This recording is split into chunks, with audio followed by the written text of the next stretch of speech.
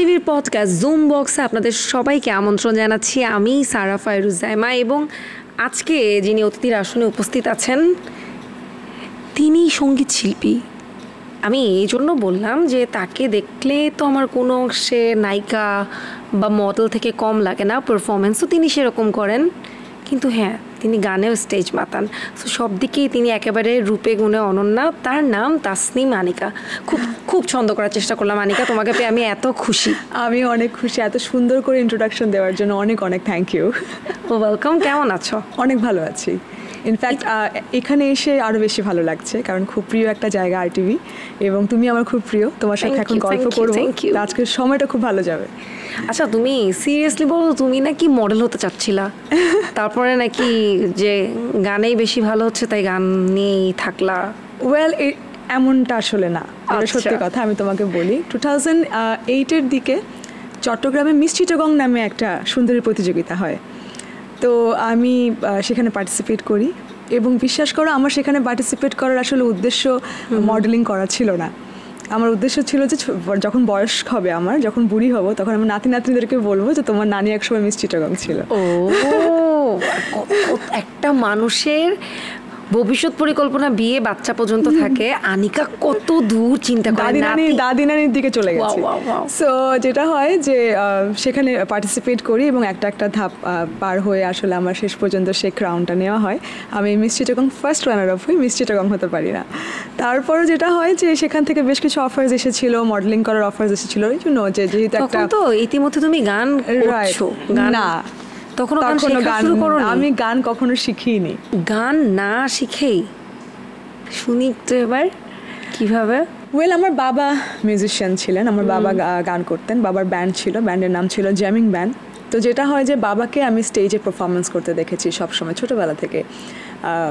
ব্যান্ডের সাথে উনি ছিলেন, একটা ব্যান্ডের পারফর্মার, হি ওয়াজ এ পারফর্মার। আমি দেখতাম যে সে খুব নেচে নেচে গান করতো এবং তার অনেক মেয়ে ভক্ত ছিল। সো যেটা হয় যে অডিয়েন্সে বসে বসে আসলে আমার কনসার্ট দেখার একটা সুযোগ হয়েছে ছোটোবেলা থেকেই। আমার কাছে মনে হয় যে ওখান থেকেই মেবি আমার ভিতরে ওই জিনিসগুলো ঢুকেছে, আমি তো ওগুলো দেখেই শিখেছি। সো বড় হয়েছে ওভাবেই। তো আমি সবসময় বলি যে আমি আসলে আমার ঘরে একটা রকস্টারকে দেখেছি, এবং সেক্ষেত্রে ওটাই মনে হয় আমি আমাদের ধারণ করেছি। কিন্তু যখন বাবা গায়ক, তখন তো ইচ্ছা থাকে না ছেলে মেয়েদের মাঝে এই জিনিসটা দেওয়ার, বা মেয়ের সাথে গানের চর্চা নিয়ে কথা হতো কি? যেটা সত্যি কথা, ওভাবে না। আমার বাবা কখনো চাইতেন না যে আমি প্রফেশনালি মিউজিশিয়ান হই বা আমি গানটাকে প্রফেশন হিসাবে নিই। সেটা কেন জানি না, তখনকার সময়ে আসলে যারা শিল্পীরা ছিলেন বা বাবারা যে পরিবেশে আসলে মিউজিক করেছে, অনেক হার্ডওয়ার্ক করেছে, অনেক কষ্ট করেছে। এখন তো আমাদের জন্য অনেক কিছু অনেক ইজি, তখন অতটা ইজি ছিল না। সেক্ষেত্রে হয়তো বা তার চিন্তাভাবনা ওভাবে ছিল যে না থাক, মেয়েকে দিয়ে গান করাবো না, আমি যা করেছি, বাট মেয়ে পড়াশোনা করুক। তো তাই করেছি আমি। পড়াশোনার মধ্যেই আসলে আমার বেশটুকু সময় গেছে। কখনো ভাবিও নি যে মিউজিককে আসলে প্রফেশন হিসাবে নিব। ভাবতাম যে পড়াশোনা করে একসময় কর্পোরেট লেডি হব। সো আমি আসলে ফলো করতাম সেসব কর্পোরেট লেডিদেরকে যারা আসলে ওভাবে প্রতিষ্ঠিত ছিল। তখন মনে করতাম যে হ্যাঁ, আমি ওনাদের মতন কোথাও একটা ভালো জায়গায় কাজ করবো বা চাকরি করবো। গানের সাথে এই সান্নিধ্য বা গানের শুরুটা ঠিক কখন হলো? এটা একটা মজার স্টোরি আছে। আমি যখন ইউনিভার্সিটিতে পড়ি, তখন হচ্ছে গিয়ে আমরা 5 জন পার্টনার মিলে একটা ইভেন্ট কোম্পানি করি, ওয়েডিং ইভেন্ট কোম্পানি। সো সেখানে আমরা 5 জন পার্টনার ছিলাম। তো চিটাগংয়ে যতগুলো ওয়েডিং ইভেন্ট থাকতো, চিটাগংয়ে আরও বেশ কিছু তখন বড় ওয়েডিং ইভেন্টস ছিল, বাট আমরা ছিলাম ছোটোদের মধ্যে, মানে যারা লো বাজেটের ইভেন্টগুলো আমরা পেতাম। তো স্টুডেন্ট ছিলাম তখন, আমার কাছে মনে হয় 10,000 টাকা বা 5,000 টাকা পেলে ওটা অনেক বড় ব্যাপার। এক্স্যাক্টলি। সো যেটা হয় যে ঠিক পাশেই আমার অডিশন চলছিল পাওয়ার ভয়েসের। তো আমার মনে হল যে আচ্ছা ঠিক আছে, কাজ করছি, একটা ইভেন্টে কাজ করছিলাম, তা ভাবলাম আচ্ছা ঠিক আছে একটু গিয়ে দেখি তো কী হয়। তার আগে আমি একটু জাস্ট নর্মালি হয় না যে র্যান্ডাম তুমি রেজিস্ট্রেশন, তখন তো কিছু একটা টিভিতে আসলে আমরা রেজিস্ট্রেশন করে রাখতাম, যাই বা না যাই। সো আমি ঠিক এভাবে রেজিস্ট্রেশন করে রেখেছিলাম। তো গান, ঘরে গান গাওয়া বা টুকিটাকি স্কুলের গান গাওয়া, মানে টুকিটাকি স্কুলে তো বাদই দাও, মামা চাচার গায়ে হলুদেও কখনো গান করিনি, ঠিক আছে।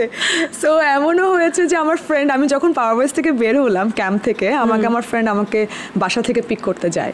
তখন বলে আচ্ছা, আমার ফ্রেন্ড আমাকে আবার তাসনিম বলে ডাকে। তাসনিম, তুই এতদিন কোথায় ছিলি, ক্লাসে আসলি না, ভার্সিটি আসলি না, কোথায় ছিলাম? দোস্ত, আমি আসলে একটা মিউজিক রিয়েলিটি শোতে গেছিলাম। তখন বলে কি যে মানে বলে আমি ওখানে যে গানের একটা প্রতিযোগিতা বুঝছিস বলে তুই গান গাস, সো মানে ওরাও আসলে জানতো না মানে ভার্সিটিতে, তখন ইউনিভার্সিটিতে। আচ্ছা।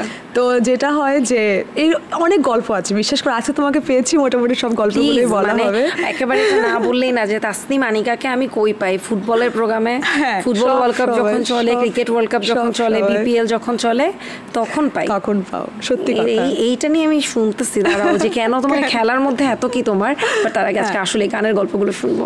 সো যেটা হয় যে যেটা বলছিলাম যে আমি ইভেন্ট থেকে পাশে পাওয়ার ভয়েসের অডিশন চলছিল, তো সেখানে আমি যাই এবং আমার পুরো আমার কাছে এখনো মনে আছে যে আমার ড্রেসটা খুব ময়লা ছিল, বিকজ আমি ওয়েডিং এর ইভেন্টের কাজ করছি, ইউ আন্ডারস্ট্যান্ড। তখন তো আমাদের তো ম্যান পাওয়ার ছিল না, নিজেদেরই কাজ করতে হতো। তো আমি যাই এবং সেখানে গিয়ে প্রথম অডিশনটা দিই, এলিটাপুর একটা গান করেছিলাম, হঠাৎ দুজনে। সো ওটা শোনা খুব পছন্দের একটা গান, এটা আমারও। তো ওটা গাওয়ার পরে তারপরে হচ্ছে প্রথম রাউন্ডে আমি সিলেক্টেড হই। প্রথম রাউন্ডে যেটা ছিল যে চারিদিকে সব কিছু বন্ধ ছিল এবং আমি জাস্ট একটা রুমের ভিতরে একা গান গাচ্ছি এবং প্যানেল থেকে সাউন্ড আসছে যে হ্যাঁ তুমি সিলেক্টেড। সো এরকম এরপরে একটা স্টেপ আমার যায়, যাবার পরে আমি না চিন্তা করতাম যে আমাকে নিচ্ছে, মানে আমি তো আসলে, কারণ যেখানে তাকাচ্ছি ওখানে সবাই মানে স্বরলিপি। একটু বিহাইন্ড দ্য সিন বলো, যখন প্রথম পাওয়ার ভয়েসের অডিশনে, ফার্স্ট অডিশনে জিতে গেলে, বাসায় বাবাকে বলা হলো? এখানে আসছি, তো আমি তো আসলে দেখছিলাম চারিপাশে যে সবাই গান গাচ্ছে, এক একজন এক একটা ভয়ঙ্কর শিল্পী, আমি তো জাস্ট র্যান্ডম ক্যাজুয়ালি গেছি। হ্যাঁ, তো যখন ঢাকার রাউন্ডটা আসে, মানে যখন আমি ঢাকার রাউন্ডটার জন্য সিলেক্টেড হই, তখন আমি একটু আসলে ভয় পেয়েছি যে ঢাকার রাউন্ড পর্যন্ত চলে এসেছি, সো এবার তো আমাকে আসলে ফ্যামিলিতে বলতে হবে, তার আগে পর্যন্ত কেউই জানে না। সো যেটা হয় যে ঢাকার রাউন্ডে যখন সিলেক্টেড হয় তখন ওখান থেকে বলা হয় যে একটা গার্ডিয়ানকে এসে একটু সিগনেচার করে যেতে হবে, তাহলে আমরা অ্যাপ্রুভ করবো যে তুমি ঢাকাতে যেতে পারছো। আমি চিন্তা করলাম কাকে বলবো, তো আমি আমার বাবাকেই ফোন করি ফার্স্টে। আমার বাবাকে বলি যে আমি এরকম একটা কম্পিটিশানে আসছিলাম, সো যা ঢাকা রাউন্ডে জিতেছি, এবার কতজনের মধ্যে তুমি ছিলে, কতজন তোমার কন্টেস্ট্যান্ট ছিল চিটংয়ে? আমি বললাম যে ছিল মোটামুটি 40,000-এর মতন। বলে কি যে আচ্ছা ঠিক আছে, 40,000-এর মধ্যে তুমি কত নম্বর হয়েছো? আমি বলছি যে এখানের মধ্যে আমি টপ ফাইনালিস্টের মধ্যে আসছি, ওরা আমাকে ঢাকায় নিতে চায়। বলে আচ্ছা ঠিক আছে, আমি তোমার মাকে পাঠাচ্ছি। তোমার মা এসে তারপর সাইন করে আমাকে অ্যাপ্রুভ করে নিয়ে গেল। আমি বাসায় গিয়ে বললাম, ব্যাপারটা ছিল না যে মেয়ে কোথা থেকে আসলো গানে? শুনে আমার বাবা মারা না সবসময় জানতো যে আমি না সব কিছু নিয়ে আসলে খুবই ক্যাজুয়াল, আমি সবসময় মানুষকে সারপ্রাইজ করে দিতে খুব পছন্দ করি, মানে ওটা নিয়ে, এবং ওই বাধার জায়গাটাও ছিল না, মেয়ে যেটা চাই সেটা সে করতে পারবে। হ্যাঁ, পরে বাধা সম্মুখীন আমি হয়েছি, কারণ যখন আমার পড়াশোনার একটা গ্যাপ চলে আসছিল, যে আমার ইউনিভার্সিটিতে একটা সেমিস্টার ড্রপ হয়ে গেছে, তখন আসলে আমি আধা ঘন্টার কোন ইউনিভার্সিটিতে? Premier university. আচ্ছা, এবং বিশ্বাস করো আমার বেস্ট টাইম কেটেছে ওই ইউনিভার্সিটিতে, কারণ আমার টিচাররা, আমাদের ফ্যাকাল্টি আমাকে যে লেভেলে সাপোর্ট করেছে, ওনারা যদি সাপোর্ট না করতো আমার কাছে মনে হয় যে আমার কাছে মিউজিক করাটা তো ইজি হতো না, অনেক কঠিন হয়ে যেত। তারপরে শুনি ঢাকায় আসার গল্প। এরপর আমি ঢাকায় আসলাম, ঢাকায় আসার পর একটা না, অবশ্যই আমার বাবা মা তখন এসেছে আমার সাথে, তখন সাপোর্ট দিয়েছিল, বিকজ আমি একদমই শিওর ছিলাম, একদম সিরিয়াসই ছিলাম না, বিশ্বাস করো। হ্যাঁ, আসছি ঘুরছি ফিরছি, মামা বাড়ি ঢাকায়, এই সিলেটে মামা বাড়ি ঘোরা হয়ে গেল, সো আমি আসলে ওরকম একটা ফিলিংয়ে ছিলাম। তো এইভাবে একটার পর একটা রাউন্ড যেতে থাকে, তারপর আমাদের ক্যাম্পে আমাদের যাওয়া হয়, অনেকগুলো সময় পার হচ্ছে, আর প্রত্যেকটা রাউন্ডের পর আমি বলতাম কি আমি এই রাউন্ডেও পাস, বা আমি এই রাউন্ডে পাস করে ফেললাম, মানে আমি নিজেই অবাক হয়ে যেতাম। তখন কি বাবার কাছ থেকে তার ওয়াইজডমগুলো নেওয়া হতো? বাবা অবশ্যই আমাকে তখন অনেক কিছু বলতো যে এটা করো না, ওটা করো না, এভাবে করো, ওভাবে করো, বা যেটা হয় কি জানো, আমার এক্সপিরিয়েন্সের অনেক অভাব ছিল, তো এখন মাঝে মাঝে বুঝি যে আই উইশ আমি এখন যেভাবে গান করি তখন যদি করতাম তাহলে হয়তো একটা ভালো পজিশন পেতাম। বাট তখন যে যতটুকু পেরেছি, যতটুকু করেছি, ওটাই ন্যাচারাল ছিল। আবার তখনকার ভয়েস টেক্সচারটা এখন আবার আমার নেই, সো এই জিনিসগুলো খুব মিস করি। বাবা সবসময় বলতো যে তুমি এটা করো না, ওটা করো না। তারপর একটা পর্যায়ে গিয়ে আমার কাছে মনে হলো যে না, আমার আসলে যে জায়গাটুকুতে এসেছি, এই জায়গাটা অনেকের স্বপ্ন, সো আমার এখন একটু সিরিয়াস হওয়া দরকার। তারপরে যে এখান থেকে বেরিয়ে কিভাবে কি একদম, যেহেতু গানের শুরুর থেকে গল্প শুনছি, সো এই আজকের তাসনিম আনিকা হওয়ার আগ পর্যন্ত একটু জানতে চাই। শুনো, আমি যখন পাওয়ার ভয়েস থেকে বের হই 2013 সালে, তখনও আমি মিউজিককে প্রফেশন হিসাবে নিইনি। আমি তখনও জানতাম যে আমি আসলে পড়াশোনা করব, আমার গ্র্যাজুয়েশন শেষ হবে, আমি কোথাও একটা চাকরি। বাধাটা এলো কখন ফ্যামিলি থেকে? কখন? পাওয়ার ভয়েস থাকাকালীন যখন আমি টপ ফাইনালিস্টে চলে আসি, আমার যখন সেমিস্টার গ্যাপ হয়ে যায়, তখন যখন ক্যাম্পে ছিলাম, তখন হাফ অ্যান আওয়ারের জন্য আমাদেরকে সিমটা দেওয়া হতো, তখন আমরা পরিবারের সাথে কথা বলার জন্য। তো আমি ওই সিমটাকে নিয়ে ফ্যামিলির সাথে কথা বলতাম। তো ওই 30 মিনিটস যে আমি কথা বলতাম 30 মিনিটস আমাকে বকাবকি করতো যে কেন তুমি ওখানে গেছো, তুমি জানো না ওখানে যাওয়া যাবে না, এরকম হয় না, এরকম সেরকম এই সেই, মানে কে না কে বাবা মাদেরকে তো বুঝে, তারা ইমোশনাল হয় যে বাইরের কথা শোনে। তো কারণ তুমি মিডিয়াতে কাজ করতে পারবা না, এই না সেই না, তারপরে তুমি রিল্যাক্স, কোনো সমস্যা নেই, আমার তো কোনো প্রবলেম নাই। তো আমি তারপর চলে আসি, আমার তো আমি এলিমিনেট হয়ে যাই একটা পর্যায়ে গিয়ে, তারপরে আমি চলে আসি। ইভেন জানো যেদিন আমি এলিমিনেট হই আমার এখনও স্মৃতিটা মনে আছে। আমার যখন নাম অ্যানাউন্স করা হয় শুটিংয়ে, তখন বলা হলো যে এই রাউন্ডে আনিকা আমাদের সাথে থাকছে না। 30 মিনিটস সবাই কান্না করেছিল, এভরিওয়ান। কতজন পর্যন্ত ছিলে, কতজনের পর্যন্ত? তখন আমি তখনও পর্যন্ত টপ 10 ফাইনালিস্ট ছিলাম। আমি সম্ভবত টপ 8-এ গিয়ে আমি এলিমিনেট হই। হ্যাঁ, টপ 8। বিশাল একটা ব্যাপার। কিন্তু আনিকা যে কথাগুলো বলছিলে যে না বাহির থেকে কিছু একটা বাবা মাকে বলেছে এবং তুমি বলছো না আমি ঠিক আছি, কিন্তু অনেক রিয়েলিটি শোতে কিন্তু এই কমপ্লেইনগুলো আসে, স্পেশালি মেয়েদের ক্ষেত্রে আসে যে বিভিন্ন বাজে অভিজ্ঞতার সম্মুখীন হতে হয়। এখন নেওয়া না নেওয়া ব্যক্তির উপর ডিপেন্ড করে। তোমাকে কি এরকম বাজে কোনো প্রস্তাব বা ঘটনার সম্মুখীন হতে হয়েছিল? বিশ্বাস করো, এটা হয়তোবা অনেকের কাছে শুনতে অবাক লাগবে, কখনোই না। আমি জানি না কেন, আমি অনেকের কাছে না, এখনো তো আজ অবধি যে এমনও কিন্তু আছে যে স্টেজ শো করার জন্য কিন্তু এরকম গান পাওয়ার জন্য প্রযোজকদের সাথে, সঙ্গীত প্রযোজকদের সাথে। আমি মেবি হয়তোবা অনেক লাকি হতে পারি, কেন যেন আমার সাথে এই ধরনের কোনো ঘটনা কখনোই ঘটেনি। এবং এটা সবাই খুব আশ্চর্য হয় যে কি বলিস বা কি বলো, এরকম কখনো কোনো কিছু ফেস করনি। আমি কেন জন্য ফেস করিনি? আমার কাছে মনে হয় যে কোনো মানুষ তোমাকে তখনই প্রপোজালটা দিবে বা তখনই তোমাকে এই ধরনের একটা অ্যাপ্রোচ করবে যখন তোমার অ্যাটিটিউডটাও ওরকমই থাকবে। আমার কাছে এটা মনে হয়, তুমি যদি তোমার অ্যাটিটিউডটা ঠিক রাখো, তোমার পার্সোনালিটিটা ঠিক রাখো, আমার মনে হয় না কেউ তোমাকে এভাবে অ্যাপ্রোচ করতে পারবে। এই সুযোগটা কারণেই। কিন্তু মানে সবসময় তো আসলে পার্সোনালিটি দিয়ে হয় না। তুমি মাশাআল্লাহ খুব সুন্দর দেখতে, হয়তো বা একদম ডিরেক্ট নোংরা প্রস্তাব না আসুক, কিন্তু কিছু তো থাকে, কিছু না হলে এসএমএসটা থাকে। শোনো, বা কখনো মনে হয়নি যে এই কাজটা তোমার পাওয়ার কথা ছিল, হ্যাঁ, সেটা তুমি পেলে না, আরেকজনের কাছে চলে গেল? শোনো, এটা তো হয়ে থাকে। আমাদের ইন্ডাস্ট্রিটা এতটাই ছোট যে রিপ্লেসমেন্ট হতেই থাকে। এমনও হয়েছে যে আমি গান করেছি, পরে গিয়ে দেখি যে ওখান থেকে আমার ভয়েসটাই নেই, হ্যাঁ, আরেকজন শিল্পীর ভয়েস চলে এসেছে, আমি অপেক্ষা করছি কখন গানটা রিলিজ হবে। সো এরকম অনেক হয়েছে। তবে আমি জিনিসটা বিলিভ করি কি যে যার কাজ তার আসলে এই স্বাধীনতাটা আছে যে কাকে দিয়ে করাবে। কিন্তু তুমি তোমাকে দিয়ে করানোর পর তোমার জায়গায় যখন আরেকজন এলো, হ্যাঁ, তুমি কি এটাকে তোমার মনে হয় না যে কষ্ট পেয়েছি?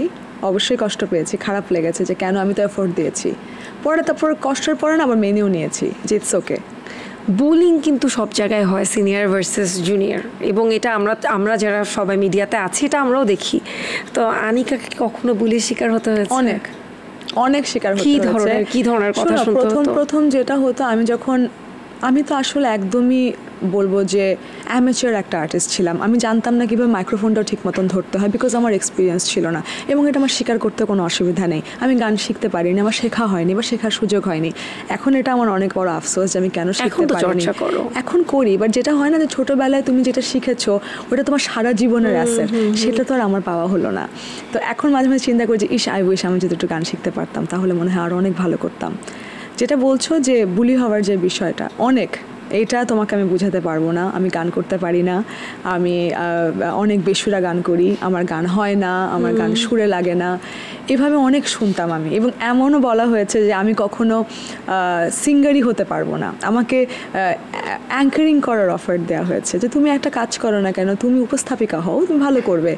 কিন্তু কি সঙ্গীত প্রযোজক না সঙ্গীত শিল্পীদের দিক থেকে? আমি বলবো যে ডিরেক্টরদের দিক থেকে। হ্যাঁ, এমন একজন আছেন, আমি নামটা উল্লেখ না করি, বাট এইভাবে বলা হয়েছিল যে আমাকে তুমি উপস্থাপিকা হও, তুমি উপস্থাপনায় খুব ভালো করবে, কিন্তু তুমি গান গেও না। তুমি কখনো হয় না যে আমাকে ক্যাটাগরি ওয়াইজ বলেছিল যে A, B, C ক্যাটাগরির আর্টিস্ট আছে, তুমি সবসময় C গ্রেড থাকবে, তুমি কখনো A বা B গ্রেড হতে পারবে না। তো ওটা আসলে আমার কাছে খুব চ্যালেঞ্জিং ছিল। কতদিন আগের ঘটনা?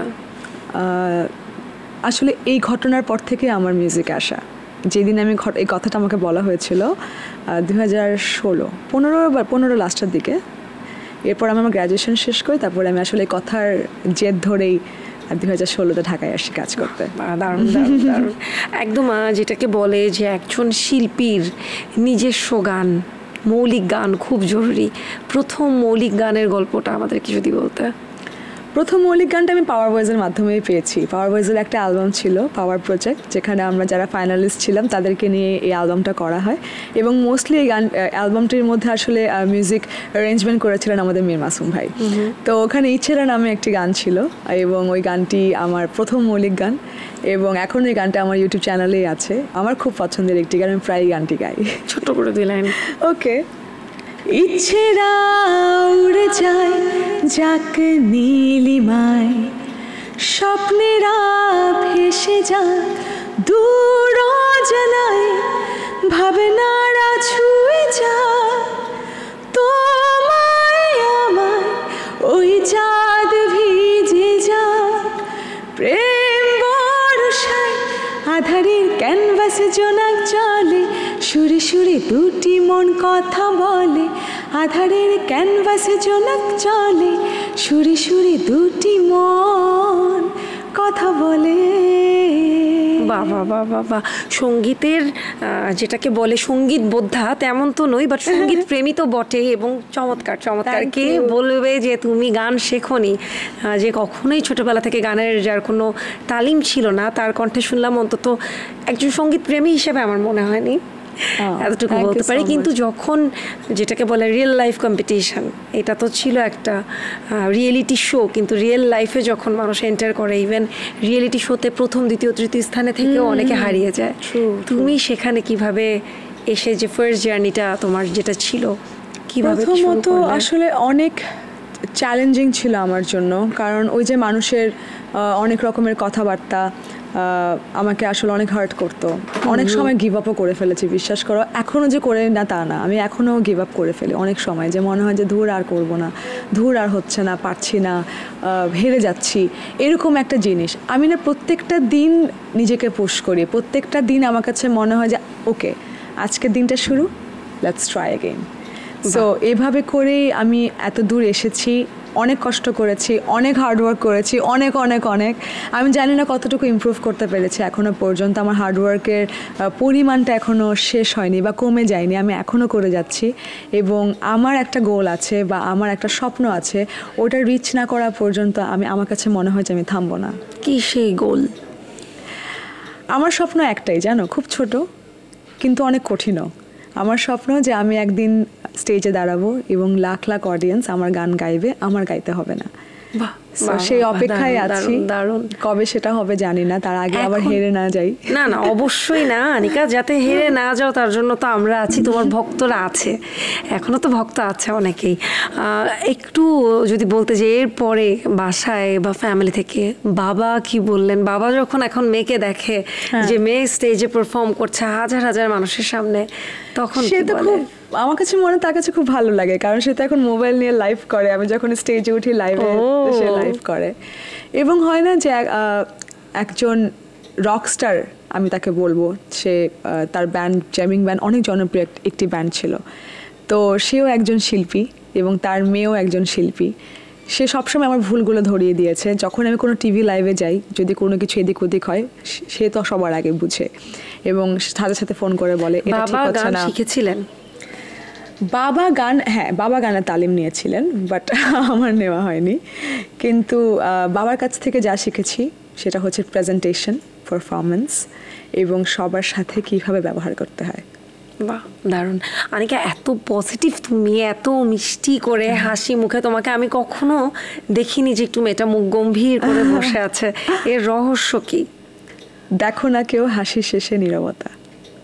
আমার কাছে মনে হয় যে আমার যে কষ্টগুলো আছে সেগুলো মনে হয় আরও বেশি আমার হাসিতে রূপান্তরিত হয়, এবং সেগুলো মনে হয় আমার হাসিটাকে আরও বেশি বিউটিফুল করে। এবং আমার কাছে মনে হয় যে আমার হাসির রহস্য আমার কষ্টগুলো।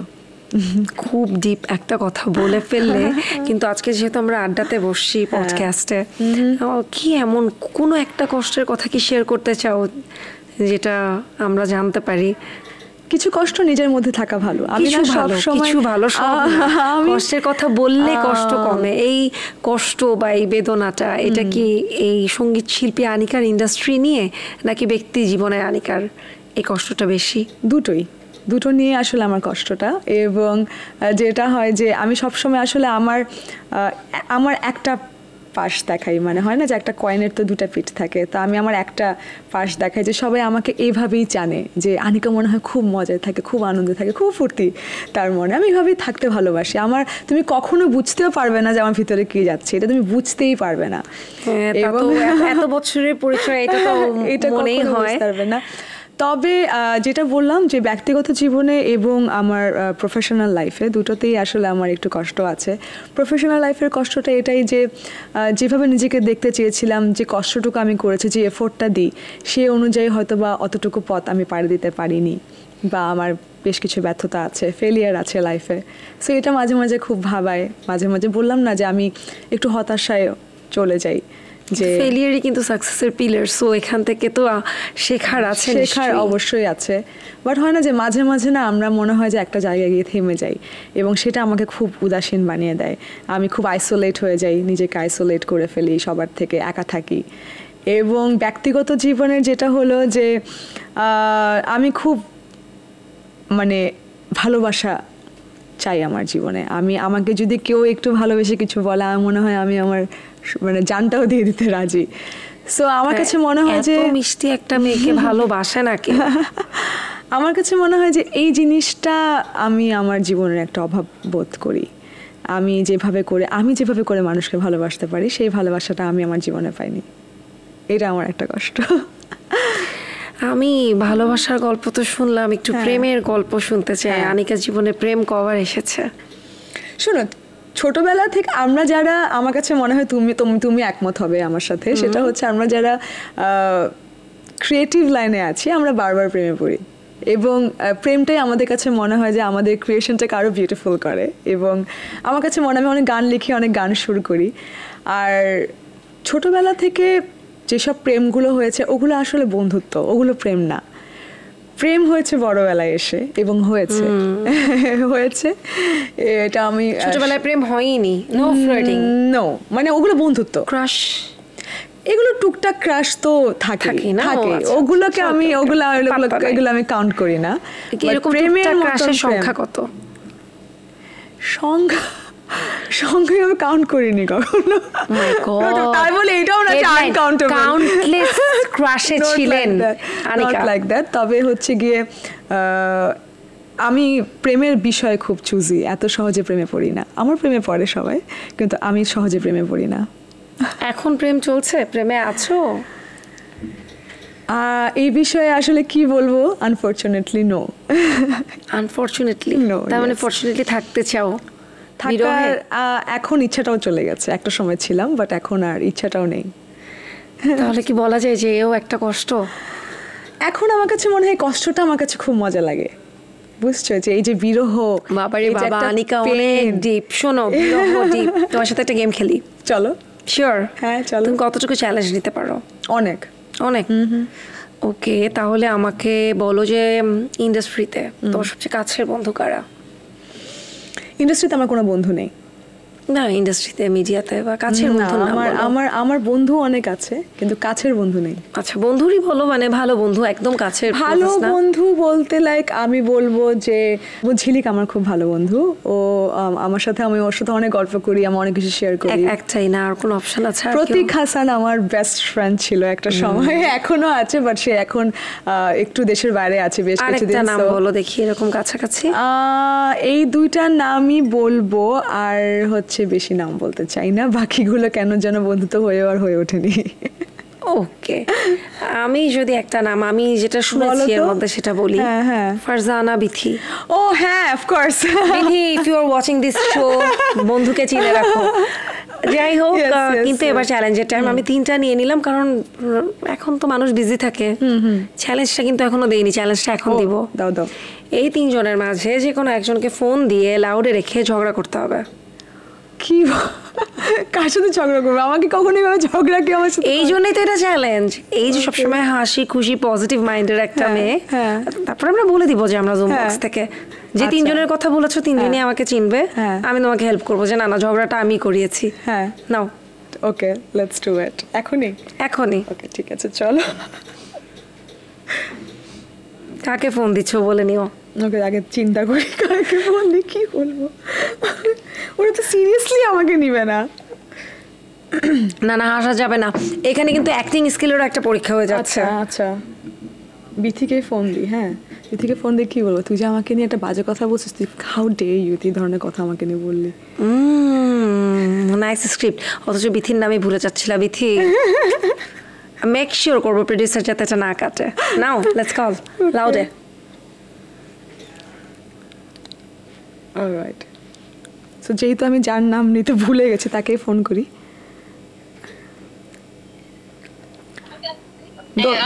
দোস্ত তুই কই? বাসারে। দোস্ত আমি তোর উপরে খুবই ডিসঅ্যাপয়েন্টেড জানিস, কারণ আমি তোকে অনেক ভালো একটা ফ্রেন্ড মনে করি। আমি কখনো ভাবতেও পারি না যে তুই আমাকে নিয়ে এরকম একটা বাজে কথা বাইরে বলবি। বাইরে বলবো? কি বলছি? হ্যাঁ, তুই নাকি বলছিস যে আরে আনিকা তো কম টাকায় শো করে, ওকে এত টাকা নেয় নাকি? তুই কি এই ধরনের কোনো কথা কোনো এজেন্সিকে বলছিস? আল্লাহর কসম কোনো এজেন্সিকে বলি নাই, আমি নামাজের ইয়েতে দাঁড়ানো। দোস্ত মানে সিরিয়াসলি দোস্ত, আমি এত হার্ট হয়েছি। বাট না তুই, আমি না শোন, এমন একটা মানুষ, এমন একটা তোরে আমি থামায় দিয়ে বলছি যে না দোস্ত শোন, একটা কথা বলি, আমি এমন একটা মানুষ থেকে শুনছি, সে আমাকে বলতেছে যে এটা 100% বিথি বলছে। আমি বলছি দিস ইজ ইম্পসিবল, এটা হইতেই পারে না। বলকে যে তোমাকে আমি মানে 1 লাখ টাকা চ্যালেঞ্জ দিলাম যে এটা বিথি বলছে। আমি বলছি যে তাহলে তো আমার একটু তাহলে তুই তুই যে দোস্ত মানে আমি তোর থেকে এটা আমি সরি বিথি, আমি তোর সাথে এটা তোর থেকে আমি আশাও করি নাই। মানে আমি আজকে খুবই রিগ্রেট। না দোস্ত, বিশ্বাস করস দেখি তো আমাকে ফোন দিছস। না আমি বিশ্বাস করার জন্য আমি তোকে ফোনটা দিই নাই, আমি বিশ্বাস করে তোকে ফোন দিয়েছি। তো তুই 100% কথাটা বলছিস, এবং আমি আজকের পর থেকে তোর সাথে আর কখনো কোনো সম্পর্ক রাখবো না, ঠিক আছে? মানে তুই আমার ফ্রেন্ড হিসাবে, তুই আমার ফ্রেন্ডই না, এটা হইতেই পারে না যে একটা ফ্রেন্ডকে নিয়ে এরকম কোনো কথা বলতে পারে। বাই বিথি, আমাকে আর জীবনেও কখনো ফোন দিস না। থ্যাংক ইউ সো মাচ, মানে আর কিছু বলার নাই আমার। বাই। ও মাই গড, পুরস্কার পাওয়া উচিত ভাই, এবার তুমি এটা ঠিক করো প্লিজ। আমার ভিডিও কল দি। হ্যাঁ, ভিডিও? না না ঠিক আছে। হ্যালো দোস্ত, আমি জুম বক্সে, আর আমাকে এটা সারাপও করতে বলছে। না না না না, ও জুম বক্সে বলছে যে তুমি ওর নামে বাজে কথা বলছো। শোন, আমাকে প্র্যাঙ্ক করতে বলছে, আমি প্র্যাঙ্ক করছি দোস্ত। একটু ক্যামেরায় ধরা দরকার না? বিথি এখনো হজমই করতে পারেনি, ওকে দেখে মনে হচ্ছে চোখ দিয়ে আমাকে খেয়ে ফেলবে। আমি অ্যাক্টিংটা কেমন করলাম? হ্যাঁ এক্স্যাক্টলি। বিথি তুমি একটু ডিপ ব্রেথ নিবা? আমি কিছু করি নাই, it's all about your friend, এবং আমরা অন ইয়ারে। এখন তুমি আমাকে বলো তাসনিম আনিকাকে গানের পরে অ্যাক্টিংয়ে তুমি কত নাম্বার দিতে চাও? আমি কি যে প্র্যাঙ্কে আরজুকে আমাকে টাকা দিতে? এই আরজুর কাছে এই আরজুটা আমি পৌঁছে দেওয়ার ব্যবস্থা করব, কিন্তু আগে তুমি নাম্বারটা বলো। কি আনিকাকে? আনিকাকে কত নাম্বার দিবে? হ্যাঁ, আনিকাকে আমি সবকিছুতে 100 দিই সবসময়, শি নোস। ওকে, আর এবার একটু জানিয়ে রাখি যে আনিকাকে বলা হচ্ছিল আনিকার বন্ধুকে ফোন দিতে। কোন বন্ধুকে ফোন দিবে সেটা আনিকা ডিসাইড করছে, আর রেমুনারেশনটা আনিকার সাথে ঠিক করে দেবে।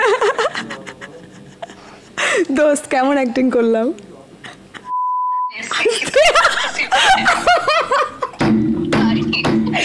Shit, censored. Tit. Bye. Very good job, thank you. খুবই খুবই ভালো অ্যাক্টিং করেছো। Thank you. আই হোপ এই এপিসোডটা দেখার পর তুমি অ্যাক্টিং এরও প্রপোজাল পেয়ে যাবা। বাই দা ওয়ে এখান থেকেই মনে হলো যে এই যে একটা রিউমার বলো বা গুড থিং বলো যে সবাই মনে করে যে তুমি মডেলিং করতে চাও, অ্যাক্টিং করতে চাও, আসলেই চাও? হ্যাঁ, অ্যাক্টিং করতে চাই। আগে চেতাম না, সত্যি কথা বলতে আগে মনে করতাম কি আমার এই চেহারা আমাকে কে অ্যাক্টিংয়ে নেবে, বাট এখন মনে হয় যে আমি নায়িকা হতে চাই না, বাট আমি এমন কিছু ক্যারেক্টার প্লে করতে চাই যে ক্যারেক্টারটা আমি আশেপাশে দেখি। যেমন আমার একটা ইচ্ছা আছে কি জানো, যে আমরা সবসময় না যারা সাকসেসফুল মানুষ তাদের গল্প শুনতে চাই, যে অমুক কী করেছে, অমুক জীবনে কী অ্যাচিভ করেছে। সো আমরা সবসময় সাকসেসের গল্পগুলো শুনতে চাই। আমার কাছে মনে হয় যে 100 জন মানুষের মধ্যে যদি একজন সাকসেসফুল হয় তার মধ্যে 99 মানুষ কিন্তু হতেও হয় না।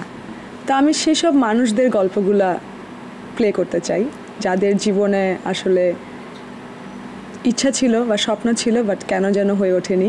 কেন করতে চাও? সেখানে তো গল্প তৈরিরও একটা সুযোগ থাকে। হ্যাঁ, কিংবা তোমার গানেও কিন্তু সেই গল্প ফুটে উঠতে পারে মিউজিক ভিডিওতে। এটা একটা ভালো আইডিয়া দিয়েছে, এটা কখনো ভাবিনি। বাট আমার কাছে সবসময় মনে হচ্ছে যদি অ্যাক্টিং করতে চাই আমি এমন একটা স্টোরি করতে চাই যেটা একটা মানে হচ্ছে কি ব্যর্থ মানুষের গল্প হবে, মানে সাকসেসফুল কেউ না। কিন্তু তারপরে তো সে সাকসেসটা অর্জন করবে নাকি? ধরে নাও সে করলো না, কি যায় আসে? সবসময়কে সাকসেসফুল হতেই হবে এমন কি কোনো কথা আছে? তুমি ভেরি ডিপ। আজকে আসলে আজকে আমি বলতেই হয় যে আর্টিভিজম বক্সের এই পডকাস্ট একটা ডিফারেন্ট আনিকার গল্প আজকে পাচ্ছি। সত্যি তাই, আমারও খুব ভালো লাগছে বলতে। আনিকা, ব্যক্তি লাইফে মেয়েদেরকে সবচেয়ে বেশি যে প্রশ্নটা শুনতে হয়, মানে যেটা মাথার মধ্যে বিরক্তি দেয়, একবার শোনার পর কানের মধ্যে 5 বার বিরক্তি দেয়, সেটা হচ্ছে বিয়ে কবে করবে, বিয়ে কেন করছো না? হ্যাঁ, তোমাকে কয়বার শুনতে হয়েছে আজ পর্যন্ত? সব সময় বিয়ে কেন করছো না, বিয়ে কেন করছো না, বিয়ে কেন করছো না। আত্মীয়রা বলছে কেন আনিকা বিয়ে করছে না। কি উত্তর দাও তখন? আমি আসলে সময় নিচ্ছি। আমার কাছে মনে হয় কি যে একটা ভুল বিয়ে করার থেকে সময় নিয়ে বিয়ে করাটা ভালো। এটা হয়তো অনেকে মনে করে যে হ্যাঁ মেয়ের বয়স হয়ে যাচ্ছে, কেন মেয়ে বিয়ে করছে না, ও মেয়ে মনে হয় মিডিয়াতে কাজ করে এই জন্য মনে হয় ভালো ছেলে পাচ্ছে না, ভালো পাত্রর প্রস্তাব পাচ্ছে না। এমনটা কিন্তু আসলে না। আমার কাছে মনে হয় যে এখন ছেলে মেয়ে সবাই সমান, এবং ছেলেরাও নিলেই যে ভালো পাত্র পাবে কি গ্যারান্টি? কত বছরের বিয়ে ভেঙে যায়। সত্যি কথা, এটাও ট্রু। বাট আমার কাছে মনে হয় যে ভালো মানুষের খোঁজে আছি আমি, এবং কখনো না কখনো তো অবশ্যই খুঁজে পাবো। একটু সময় নিই না, একটু ধৈর্য ধরি। এটা কি এরকম যে লাভ ম্যারেজই করতে হবে নাকি যদি বাসা থেকে বাবা মা পছন্দ করে তো? হ্যাঁ, আমার কোনো আপত্তি নাই। আমার কাছে মনে হয় অ্যারেঞ্জ ম্যারেজ থেকে আমি লাভ ম্যারেজটাকে বেশি প্রেফার করি। আমি একটা মানুষকে জেনে বুঝে তারপরে বিয়ে করতে চাই। বিয়ে একটা আমার জন্য অনেক বড় ডিসিশন। সো আমার মনে প্রতিটা মানুষের জন্য, ছেলে মেয়ে নির্বিশেষে। কিন্তু বাসা থেকে কি বলে, মানে মা বাবা কি বলে? মা বাবার কি এটা প্রেশার আছে? মা বাবা অলরেডি গিভ আপ, কারণ ওরা বলতে বলতে টায়ার্ড। এখন আমি বললাম যে শোনো, তোমরা আমাকে নিয়ে তোমরা মানে আশা ছেড়ে দাও, তোমরা এখন আমার ছোট বোনকে বিয়ে দাও আগে, তারপর আমি আস্তে ধীরে বিয়ে করবো। বাট তুমি বড়? আমি বড়। আমার ছোট বোন আছে, সে একটা ভালো ব্যাংকে চাকরি করছে, ইবিএল-এ। সো আমার কাছে মনে সেও বড় হয়েছে এবং তারও বিয়ের একদম সময় হয়ে গেছে। বিয়ে নিয়ে এই যে ভয়টা, একটা একটু এক্সট্রিম ভয়, এর পেছনের কোনো গল্প আছে? জানি না, জানো আমি আসলে অনেক এমন সম্পর্ক দেখেছি যে আমি কখনো ভাবতেও পারিনি যে ওই সম্পর্কগুলো ভেঙে যাবে, বা এই সম্পর্কগুলো এমনও হতে পারে, বা আমার নিজের experience wasn't that good. So আমার কাছে মনে হয় যে আমি এটা ভয় পাই যে আমি কি দিন শেষে বিয়ে টিকিয়ে রাখতে পারবো, বা আমার মধ্যে কি সেই মানে ক্যাপাবিলিটি আছে, বা আমার পার্টনারটা কি ভালো হবে। তুমি রিলেশনশিপে নিশ্চয়ই ছিলে এত বছরের মধ্যে, তো তখন কি মনে হয় যে সম্পর্কটা টিকিয়ে রাখতে পারেনি কে, তুমি নাকি তোমার যে পার্টনার ছিল তখন? সময়, আমাদের সম্পর্কটা সময় টিকিয়ে রাখতে পারিনি। আমাদের সময়টা ভালো ছিল না। আমরা দুইজনই অনেক চেষ্টা করেছি এবং দুইজনই এখনও ভালো বন্ধু, কিন্তু আমাদের সময়টা আমাদেরকে আসলে সাপোর্ট করেনি। ছেলে মেয়ে নাকি কখনো বন্ধু হতে পারে না, প্রাক্তন প্রেমিক প্রেমিকা তো পারেই না। সেখানে কি এখনো আশা আছে? আশা আর নেই, আমার ছিল, আর শেষ পর্যন্ত ওই আশাটাও আর নেই। মানে কি শেষ পর্যন্ত নেই মানে কি? তাহলে তো কোনো একটা দিকে বিয়ের ব্যাপারটা চলেই আসে। Not like that. একটা পর্যায়ে আমি অনেকদিন আসলে আমি বলবো যে ওই সম্পর্কের ভাঙার পিছনের দোষটা আমি নিজেকে দোষী মনে করি, এবং সেই ক্ষেত্রে আমার কাছে মনে হয় যে সে এখন যেমন আছে, যেভাবে আছে সে ভালো আছে, এবং তার ভালো থাকাটা দেখতে আমার ভালো লাগে। যে আমরা হয়তো বা কি সে তাকে আমার চিনি? সাথে ভালো ছিল না। আমার বন্ধু বান্ধবরা বা আমার আশেপাশে যারা আমার পরিচিত কাছে তারা তাকে চিনতো, এবং আমার কাছে মনে হয় না তোমার ওভাবে তোমার মানে চেনা জানার industry-র মধ্যে কিনা, হ্যাঁ। কাছের খুব কাছের ছিল। সো এই তো আমি বলবো যে সে এখন ভালো আছে এবং তার ভালো থাকা দেখে আমার ভালো লাগে। একতরফা প্যার ইসকা এটা আসলে আমি বলবো যে একতরফা প্যার না, দুতরফাই ছিল না, কিন্তু এখন যেটা হয়েছে যে এখন দূর থেকে আমার কাছে মনে হয় যে একটু সম্পর্কটা সুন্দর। বোঝার চেষ্টা করো যদি তুমি অ্যালাউ করো, এই যে দূরত্বটা এটা কত বছরের? দূরত্বটা 2022 থেকে। 2 বছর পেরিয়ে, হ্যাঁ, এখনো 2 বছর পুরোপুরি নাও যেতে পারে যদি 2022 এর মাঝামাঝি 2022, হয়। 23, 24, 25 এখন। হ্যাঁ, কিন্তু 2 বছর মানে যদি দুজনেরই প্রেম থাকে সেই সম্পর্ক তো টিকেও যেতে পারে, কারণ তুমি তো আর কোনো সম্পর্কে জড়াতে পারোনি। এটা আর হবে না। তুমি বলছো না, সেও বলেছে। না, আমরা দুজনেই ডিসাইডেড যে এটা আর work কিন্তু হবে তোমার না। তার সাথে ঘোরাফেরা, না, দেখা সাক্ষাৎ, নাই। বন্ধুত্ব নেই, এখন ওভাবেও নেই। বন্ধুত্ব তো আছে মানে বলছিলে। আমাদের যোগাযোগ হয় কোনো না কোনো প্রয়োজনে, অবশ্যই যোগাযোগ হয়, বাট আমাদের মধ্যে কোনো আর দেখা হয় না।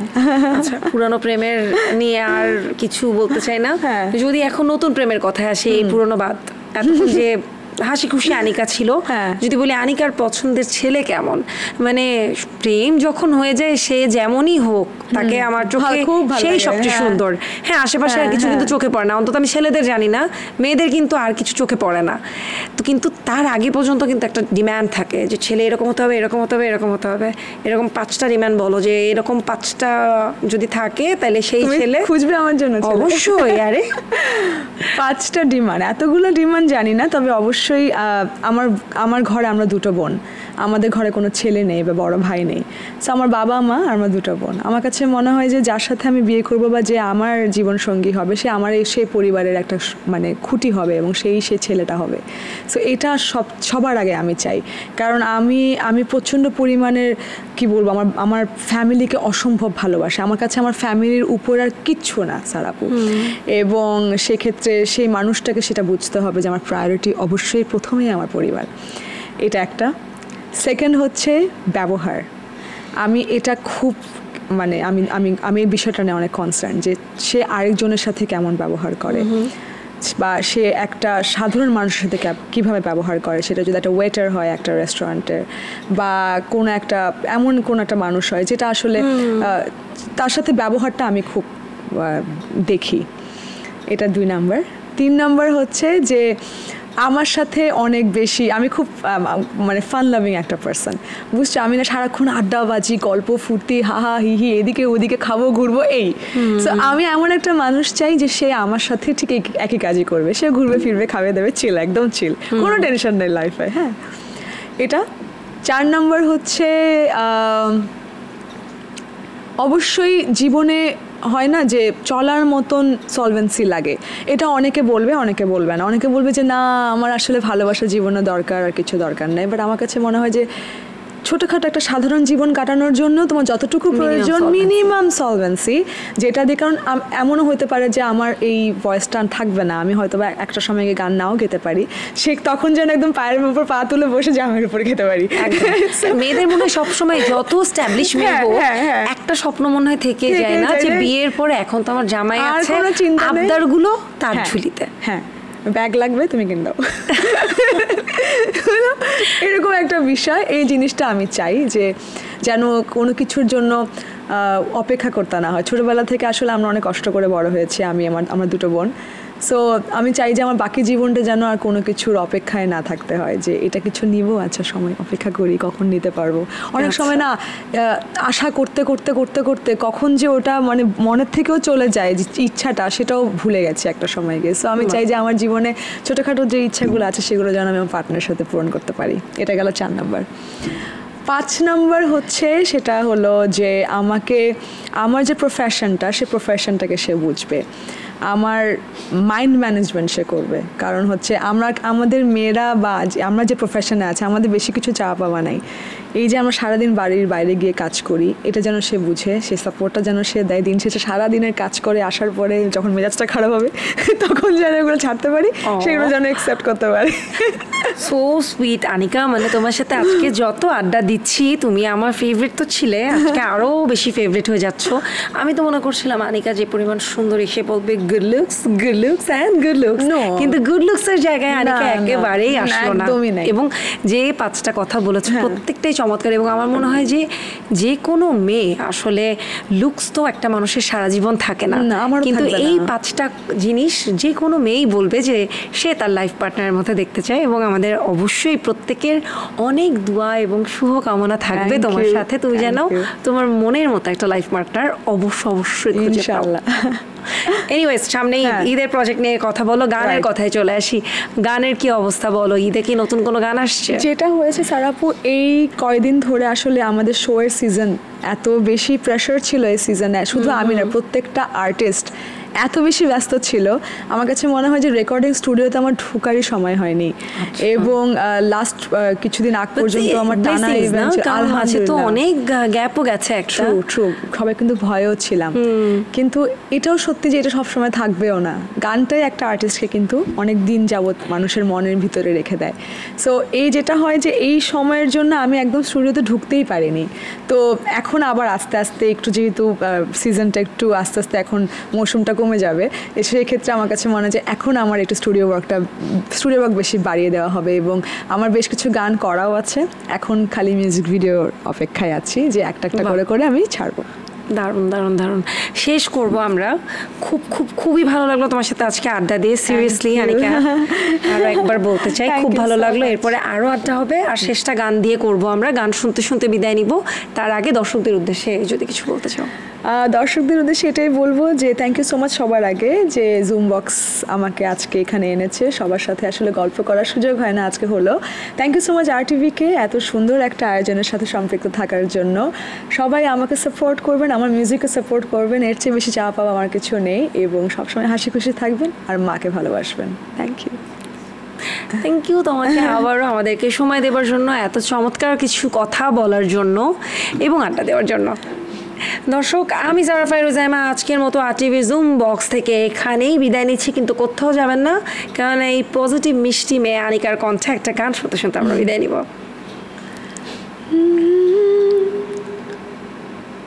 আমার পরাণ কান্দে তোরে লাগি, তুই বন্ধু তৃষ্ণারে ফাঁকি, তোরে লাগি দিমু পারি দূরতে পান্তর, তোর লাগি দিমু পারি দূরতে পান্তর, পরাণ বন্ধু তোরি লাগি পথ চাইয়া বইসা থাকি, পার হইয়া যায় কত রাত্রি, পার হয় কত ভোর, যত দূরে থাকিস রে তুই মনের মাঝে আছিস রে তুই, তোর লাগি পুইরা চাই রে আমারে অন্তর, না না না না না না না না না না না না না না না না না না না। দারুণ, থ্যাংক ইউ সো মাচ।